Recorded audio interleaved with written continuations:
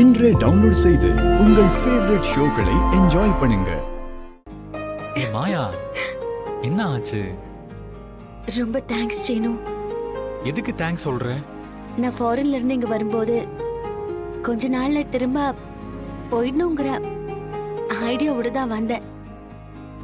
ஆனா இந்த குடும்பத்து மேல எனக்கு ஒரு அட்டாச்மெண்ட் வந்தது. அதையும் தாண்டி உன் மேல வந்த அந்த லவ் என்னை திரும்ப போக விடல. நான் இங்க எவ்வளவோ ப்ராப்ளம் ஃபேஸ் பண்ணிருக்கேன். ஆனா அதெல்லாம் இப்ப எனக்கு பெருசாவே தெரியல. நான் இன்னும் எவ்வளவு கஷ்டம் வந்தாலும் தாங்கிப்பேன். நீ என்னோட ஹஸ்பண்டா எனக்கு கிடைச்சது என்னோட லக்கு தான். ஏன் இவ்வளவு எமோஷனல் ஆகுற? பெரியப்பா என்ன அவரோட பொண்ணு இல்லன்னு அடாப்ட் பண்ணத லீகலா கேன்சல் பண்ண போறாரு. அத இந்த வீட்ல இருக்கிறவங்க யூஸ் பண்ணிக்கிறாங்க. அத்தை என்ன வெளியே அனுப்ப பார்த்தாங்க. எங்க நான் வெளியே போயிடுவேணும்னு நினைச்சேன். ஆனா நீ எனக்கு சப்போர்ட் பண்ணி என் கூட வெளியே வந்துருவேன்னு சொன்ன பாரு. எனக்கு இப்போ எவ்வளவு பெருமையா இருக்கு தெரியுமா? ஏய், இது எதுக்கு பெருசா பேசுற?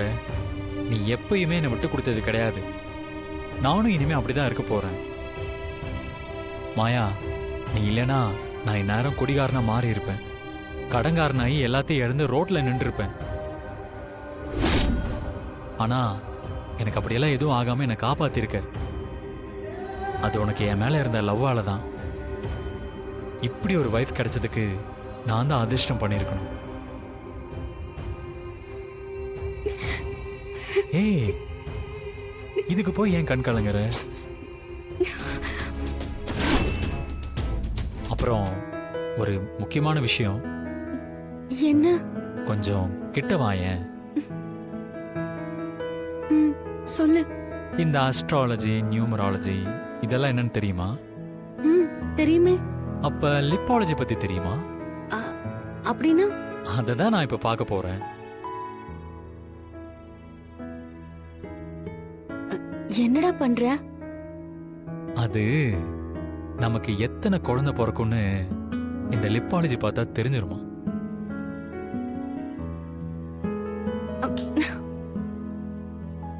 நீ என்ன பண்ண போறேன்னு எனக்கு நல்லா தெரியுது. அதெல்லாம் இப்ப நடக்காது. போடா. ஏய் மாயா, மாயா, அதெல்லாம் இல்ல, நான் பார்த்து சொல்றேனே. ஏய் மாயா. சீனு. ஏய் என்னடா? ஒரே ஒரு வாட்டி, ஒரே ஒரு தடவை பாத்துக்கிறேன்னு.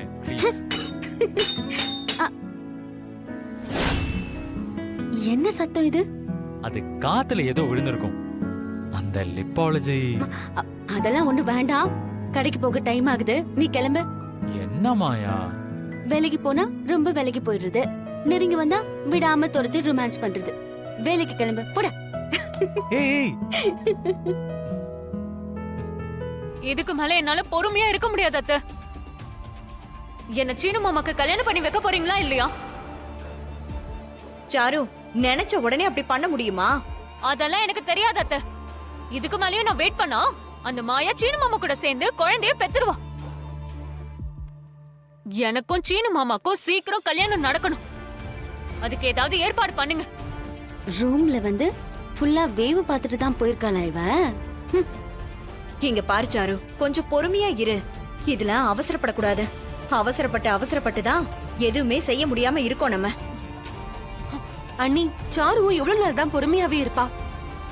முன்னாடியாவது சீனு மாயா மேல கோவமா இருந்தான். ஆனா இப்ப அவனும் மனசு மாறிட்டான். இதுக்கு மேலயும் நம்ம பொறுமையா இருந்தா சீனுவ மாயா முழுசா மாத்திடுவா. இப்ப என்னதான் பண்றது? அதான் சாருவுக்கு மாப்பிள்ள பாக்குற மாதிரி ஒரு பிளான் பண்ணிருக்கோம்ல. அவங்க வந்து பாத்துட்டு போனதோட அப்படியே இருக்கு. அத வச்சு அடுத்த கட்டத்துக்கு ஏதாவது பண்ண வேண்டாமா? அதுவும் சரிதான். அப்புறம் அந்த மாப்பிள்ள போலின்னு எல்லாருக்கும் சந்தேகம் வந்துரும். கல்யாணம் நடக்க போற மாதிரியே நம்ம காட்டிக்கணும். அடுத்து என்ன செய்யணுமோ அத நான் பாத்துக்கிறேன். சொல்லுங்க மாயா. என் அத்தை உங்களுக்கு ஃபோன் பண்ணி கல்யாணத்துக்கு முன்னாடி லெட்டர் எழுதி வச்சுட்டு ஓடிடணும்னு சொன்னாங்களா? ஆமா மாயா, நீங்க சொன்ன மாதிரியே தான் அவங்களும் சொன்னாங்க. கண்டிப்பா சாருவை நான் தான் கல்யாணம் பண்ணிப்பேன். அதை யாராலையும் தடுக்க முடியாது. நான் சாருவை ஒன் சைடா லவ் பண்ணேன். இப்போ அவளை கல்யாணம் பண்ணிக்கிறதுக்கு எனக்கு ஒரு நல்ல சான்ஸ் கிடைச்சிருக்கு. இதை நான் கண்டிப்பா மிஸ் பண்ண மாட்டேன். நீங்க அத்தை சொல்ற எல்லாத்துக்கும் சரி சரின்னே சொல்லிட்டு இருங்க. கவலைப்படாதீங்க மாயா, நான் உங்களுக்கு ஏத்த மாதிரி பேசிக்கிட்டே இருக்கேன். கடைசியில நான் தான் சாருவை கல்யாணம் பண்ணுவேன். சரி, ஏதாவது டவுட் இருந்தா எனக்கு கால் பண்ணுங்க, சரியா? எல்லாம் நான் பாத்துக்கிறேன் மாயா. அதே மாதிரி உங்க ஹஸ்பண்டையும் உங்க அத்தையால பிரிக்கவே முடியாது. எனக்காக இவ்வளவு பெரிய ஹெல்ப் பண்றீங்க. உங்க லைஃப்காக என்னால முடிஞ்ச ஹெல்ப்பை நான் கண்டிப்பா பண்ணுவேன். அதே மாதிரி நீங்களும் சாருவை கல்யாணம் பண்றீங்க. அதுக்கு என்னால முடிஞ்சதை நான் செய்யறேன். ரொம்ப ரொம்ப தேங்க்ஸ் மாயா. புதன்கிழமை நான் வரேன், அப்ப மீட் பண்ணலாம். சரி. அப்பா, அது எவனோ லெட்டர் போட்டு மாட்டி விட்டான். அது யாருன்னு ஃபர்ஸ்ட் நீங்க கண்டுபிடிங்க. அந்த ரகுராம் குடும்பத்துக்கு வெளியில இருந்து எவனோ ஹெல்ப் பண்ணிக்கிட்டு இருக்கான். எனக்கு எப்ப தனாவை கல்யாணம் பண்ணி வைக்க போறீங்க அதை சொல்லுங்க ஃபர்ஸ்ட். அதான் சொல்றேன்லடா, நீ நினைச்ச உடனே எல்லாம் பண்ண முடியாது. எதை எப்படி செய்யணும்னு எங்களுக்கு நல்லா தெரியும். நீ உள்ள போ, உள்ள போ.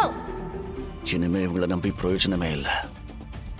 அந்த தனாவை கதிர்கிட்ட இருந்து பிரிச்சு அவளை அடைஞ்சே ஆகணும். உன்னை நான் விட்டு கொடுக்கவே மாட்டேன் தானா. ஏமா, இவனும் அந்த பொண்ணை நினைச்சுக்கிட்டே சுத்திக்கிட்டு இருக்கான். என்னதாம்மா பண்றது? இப்ப நாம என்ன பண்ணாலும் ஊர்க்காரங்க நம்மள சந்தேகப்படுவாங்கன்னு கொஞ்ச நாள் பொறுமையா இருப்போம். ஆனா கார்த்திக் சொல்றதும் சரிதான். மொட்டை கடுதாசி போட்டு யாரோ நம்மள மாட்டி விட்டுருக்காங்க. கண்ணுக்கு தெரியாம நமக்கு ஒரு எதிரி உருவாயிட்டு இருக்கான. அது யாருன்னு கண்டுபிடிக்கணும். சரிம்மா, நான் பசங்களை விட்டு யாரு என்னன்னு விசாரிக்க சொல்றேன். ம்.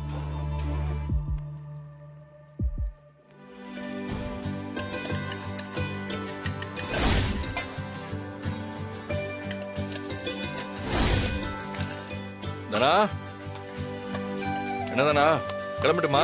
ஆபீஸ்க்கு டைம் ஆச்சு. தோ இரு, லஞ்சும் ரெடி பண்ணிட்டேன். ஏய், பாத்துமா.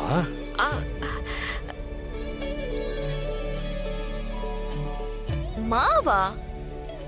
என்ன திடீர்னு மான்னு சொல்லி கூப்பிடுற? அது இந்த லவ் அதிகமாகும் போது இந்த மாதிரி செல்லமா வாமா போமா பாத்துமா அப்படியெல்லாம் வரும். அப்படியா? ஆமாமா, செல்லம். நீ என்ன அப்படி கூப்பிடுறது எனக்கு ரொம்ப பிடிச்சிருக்கு. அப்படியா? இனிமே என்ன அப்படியே கூப்பிடு. உனக்கு பிடிச்சா இனிமே அப்படியே கூப்பிடுறமா? உன்னை மட்டும்தாம்மா அப்படி கூப்பிடுவேன். வேற யாரையுமே வான்னு சொல்லி கூப்பிட மாட்டேன். ஓகேவாமா? என்னம்மா?